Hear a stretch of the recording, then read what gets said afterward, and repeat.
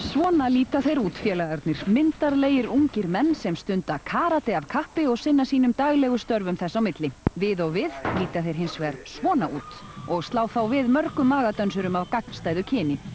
Þetta byrjaði sem saklaust grín á árshátíð hjá karatefélaginu þar sem þeir slógu í gegn. Já, þetta er búið að vinda mikið upp á sig. Það er búin að sýna þetta 4 sinnum og alltaf er gaman.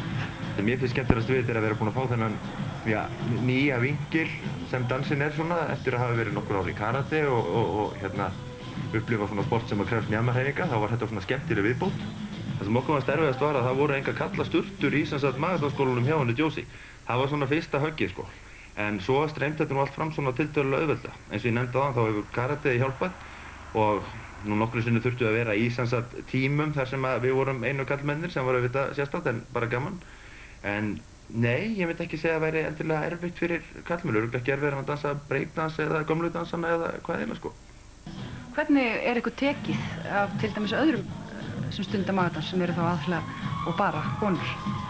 Okkur tekið bara rosalega vel. Það er þarna góða vinkun okkur allar stelpunar hana og það búið rosalega gaman. Þetta er ekki bara eins og allt annað, þrótleg þjálfun. Þetta liggur svolítið í mjöðmónum, eða ekki? Jú, reyndar alveg rétt. Þetta er rosalega mikil mjamaðina sko. En mjamir og fætur, það spilna mikið með fótunum.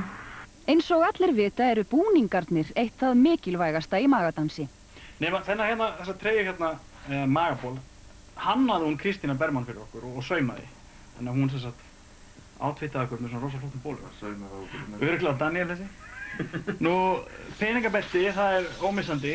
Þegar kallmenn fara í kvenmarsatna þá býst maður við einhverju afkárulega og það komið við svo mörgum óvart sko að við vorum samt sæmilega frambærilegir líka í dansinu.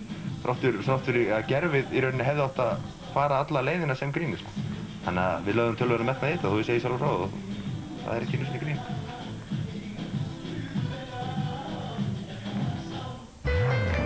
Já, ég veit ekki. Ég veit bara alls ekki. Nei, ég gæti þetta ekki sko.